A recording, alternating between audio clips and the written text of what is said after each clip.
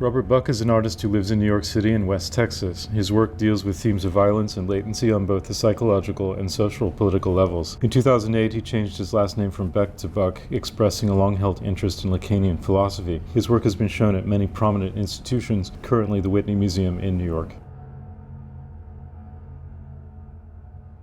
How did you become an artist? Did you always want to be an artist?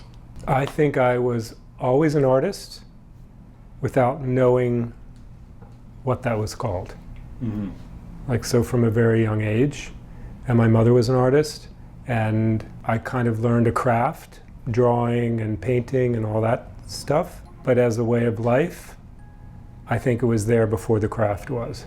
You changed your name to Robert Buck. Could you explain what that means as an artistic gesture? Yes, I think of it as an act, an artistic act, or a maneuver. It confused a lot of people for many reasons, but primary among those reasons was there was no object attached to it. At the same time, it's not performance art, so it happened in a place elsewhere, and that was on purpose.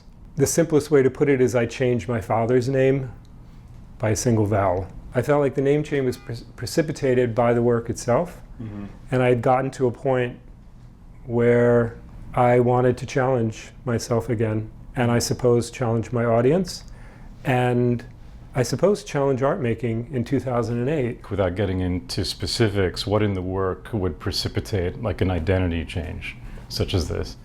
Well, my work always, still is, was then about the self, call it identity, call it the subject, within a larger cultural, political, social constellation. So this idea of an identity, for me, was kind of being worked out or worked through. And any artist, I would wager, whether it's Daniel Buren or an artist exclusively focused on identity politics, is working out a lexicon or a vocabulary by which to handle life. But I would say kind of at the representational level, the stag had always been in the work. And deer hunting and rituals of masculinity. And I thought the economy with just one vowel, I was doing a lot, getting a lot. So all of the equivocations that you might have with Buck, that may be the axis by which I could look at this kind of larger picture in civilization and see myself reflected there. Since the election, we're all kind of waking up to the fact that institutions as we know them may not have been as strong as we thought they were. It's a sort of sudden realization, or maybe crumbling, or maybe in threat of annihilation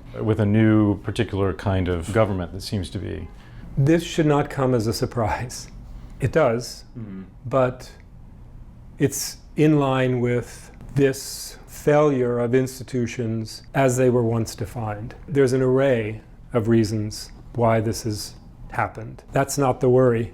The worry is contending with people who fundamentally, and I choose that word specifically, cannot deal with this change. Right. So there's this incredible pushback. We can see it in the rise of terrorism. We could see it in the rise of school shootings and shootings, usually by young men, lone wolves, etc. So for me, alarmingly, this is on the same line. And it's fueled, arguably, by technological changes. Whether it's a good or bad thing is really out the window. This is change. Right, because there's a kind of democracy of more people have voices now. And now we have this authoritarian figure in the White House. Right. So yes, instead of structure, we have networks. Instead of a singular, we have a plural. And I think that's kind of the concussion we felt in the early hours of 9/11, or pardon me, 11/9, that there was this change. Yeah, I mean, the kinds of fracturing and reversals that actually occurred in the voting base during this election was so confusing. How rednecks can vote for billionaires who they normally would resent, do resent. Exactly. As an identity problem. But how they could sort of flip on that, and suddenly what values are in place to prefer that over, say, some sort of other traditional Labor Party kind of support for their lives and the kind of work they do. What the intimation is, it's the way that Donald Trump enjoys, right? Right. Gilded house, gilded life. The life of a rich man can say and do anything he wants to do. And perhaps that was the appeal. That was the identification beyond their own interests, and a vote against the elites. The elites meaning the liberal elites. The liberal elites. The college exactly. professors and the... Exactly. And I think when you say college professor, it reminds me too of this idea that the changes that took place over the last 50 years, really from 1968, 67, somewhere in there, really was on the side of the university. Diversity, multiculturalism, etc. And I think what's changed is that discourse is no longer at the apex. What discourse takes that place? I don't know what to call it yet. It used to be maybe we thought corporations were evil and doing that to us. And then with the Tea Party came the idea that the government was evil and doing that to us. In both cases, there's a sense that someone is doing that to us, and we're probably not wrong about that. It is technology hurting us in certain groups and corralling us. I keep thinking of the Hunger Games, like people living in districts doing manual labor for other people on the coast to enjoy a decadent lifestyle or the fruits of that. So, I mean, it's a question of what does the population really want, I think, in a way. They want authority, they want rules, they want limitations. I think in some ways Donald Trump is so successful because he's sort of like a strict father. Absolutely. A father you're afraid of. Absolutely. And that's what I mean, like something is repressed or is displaced, it comes back in a much more vehement and stronger way. I think everybody's asking themselves what they do now.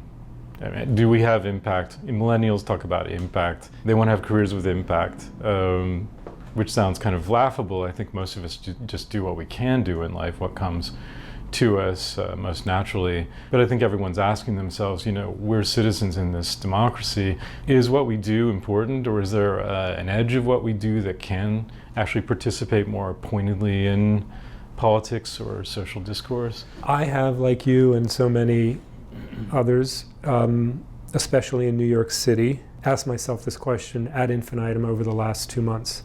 But I do have before I answer that question, I had a wonderful experience on Friday night, just taking the subway, Union Square, West 4th Street, alive. Like break dancing, salsa bands. I mean, it felt to me, people like breaking into dance on the platforms. It felt to me like New York City in its DNA is a protest. Right. And I get chills even saying that. Like, this is where it's going to be at. But to answer your question more directly, I think part of my thinking has been that how I might have answered that question before 11/9, I cannot answer that question now. So any idea of protest or demonstration that we participated in leading up to the war against Iraq or in the AIDS crisis, we have to revisit those terms and conditions. Sincerely, I think we don't know what this new paradigm is. So one by one, to find ways to resist, to act, and to respond. And I also feel like, if I may, the body is a material. It's kind of like a substance that has to be contended with. To me, in a way, the body is the fly in the ointment. It's like, arrest the body, put your body on the line. I think that part of demonstration has not changed. And we might even say that it has more power, after the digital divide. Yeah, exactly. I mean, it seems to me there's a pushback on the virtual, that people are starting to understand that you do have to be physically in a space to understand the benefits of whatever it is you're doing, visiting an art museum, having sex, that it's better to be bodily present to do that. The interesting thing in the next few years will be to see who emerges as great new leaders. I mean, I think one of the failures of Clinton was that she'd been around for so long, and we needed somebody who, a candidate perhaps, who can sort of represent a new understanding of the way things work. But yeah, and I think it also begs the question, what is art in this new forest and new terrain? The white cube, the museum, the market, all of these things may have been reinforced in the last 8 years in the wake of the Great Recession. But as you say, change is upon us, and we know that now, right? It's not like we can deny that change has happened. Right. So now we're kind of able to maybe maneuver because all of the playing pieces are on the board or something like that. Yeah.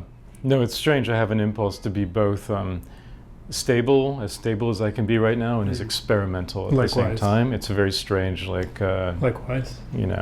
Opposed impulse. Because in a way, this idea of art as being something that's totally useless, that is there, in and of itself is kind of a protest.